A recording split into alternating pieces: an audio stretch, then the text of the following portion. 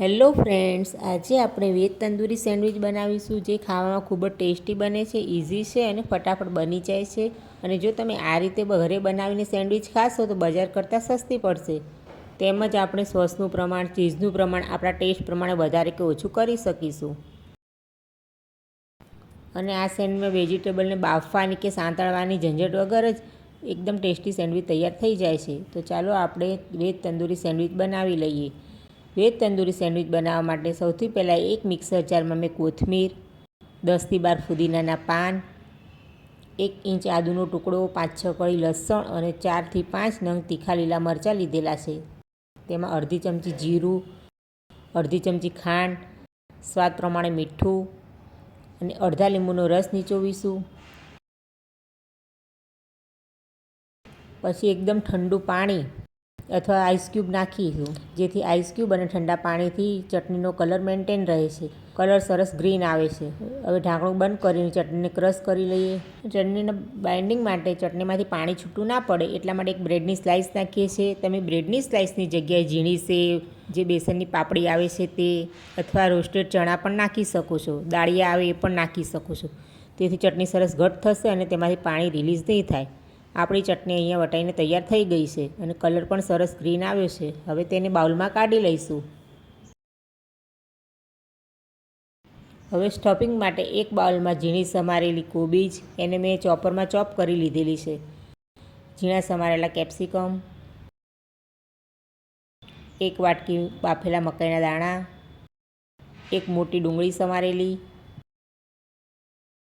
અને 2 નાના મીડિયમ સાઇઝના ટામેટાને ઝીણા કટ કરી લીધા છે તે ઉમેરીશું. અડધી વાટકી પનીરના ક્યુબ નાના નાના સમારી લીધે છે તે ઉમેરીશું. અડધી ચમચી કાળા મરી પાવડર, સ્વાદ પ્રમાણે મીઠું અને મેં અહીંયા તંદૂરી ફ્લેવરનું મેયોનીઝ લીધેલું છે તે ઉમેરી દઈશું. અહીંયા હું 4 ચમચી જેટલું મેયોનીઝ ઉમેરીશું. પછી મિક્સ કર્યા પછી જરૂર લાગશે તો આપણે વધારે ઉમેરીશું. હવે બધું બરાબર મિક્સ કરી લઈએ. વેજીટેબલમાં પણ તમે તમારા મનપસંદ પ્રમાણે વેજીટેબલનું પ્રમાણ વધારે ઓછું કરી શકો છો. મેં અહીંયા ફક્ત ગ્રીન કલરના જ કેપ્સિકમ લીધેલા છે. જો અવેલેબલ હોય તો તમે 3 કલરના કેપ્સિકમ પણ વાપરી શકો છો.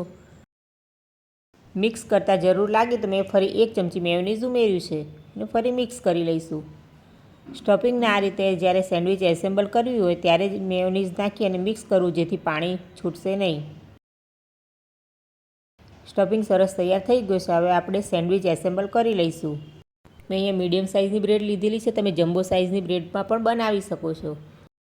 સૌથી પહેલાં બટર લગાવી લઈશું. આ રીતે સેન્ડવિચ બનાવી અને તમે પિકનિકમાં પણ લઈ જઈ શકો છો.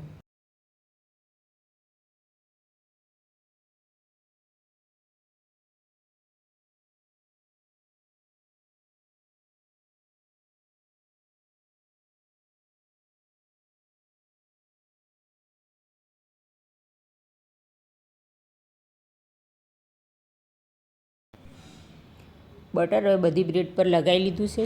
હવે આપણે જે ગ્રીન ચટણી બનાવી હતી એ લગાવીશું અને તેની સાથે જે આપણે સ્ટફિંગ માટે મેયોનીઝ વાપર્યું હતું તે અડધી ચમચી જેટલું લગાવીશું.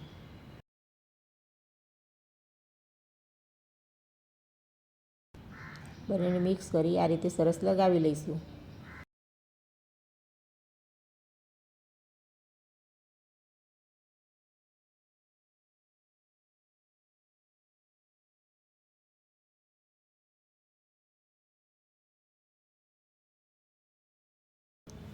ચટણી અને મેયોનીઝ સરસ લગાવી ગયું છે. હવે આપણે જે સ્ટફિંગ બનાવીને રાખ્યું છે તે સ્ટફ કરી લઈશું.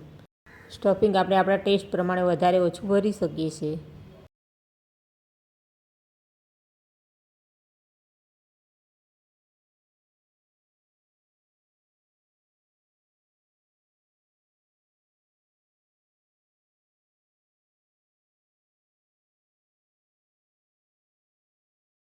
અને હવે ચીઝ ઉપર છીણી લઈએ. ચીઝ પણ તમારા ટેસ્ટ પ્રમાણે વધારે કે ઓછું કરી શકો છો.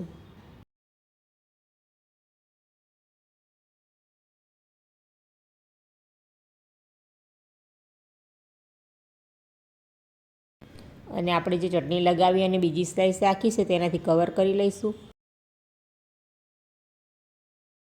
ઉપરથી ફરી બટર લગાવી અને પછી ગ્રીલ કરી લઈશું.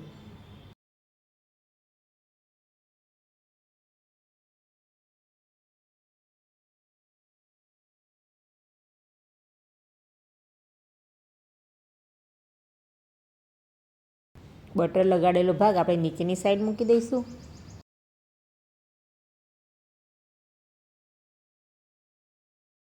ઉપરથી ફરી બટર લગાવી લઈશું, જેથી બંને સાઈડ સરસ ગ્રીલ થઈ જશે.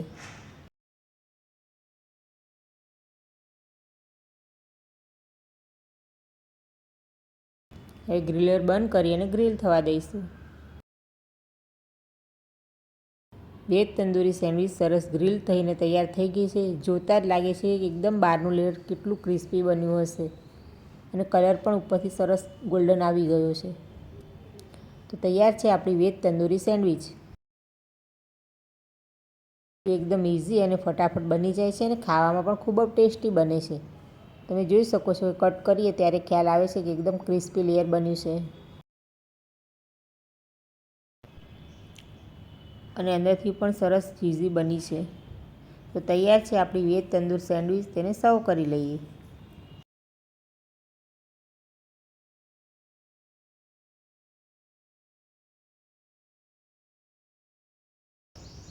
ઉપરથી થોડું ચીઝથી ગાર્નિશ કરીશું, જેને તમે ટોમેટો કેચઅપ ગ્રીન ચટણી સાથે સર્વ કરી શકો છો.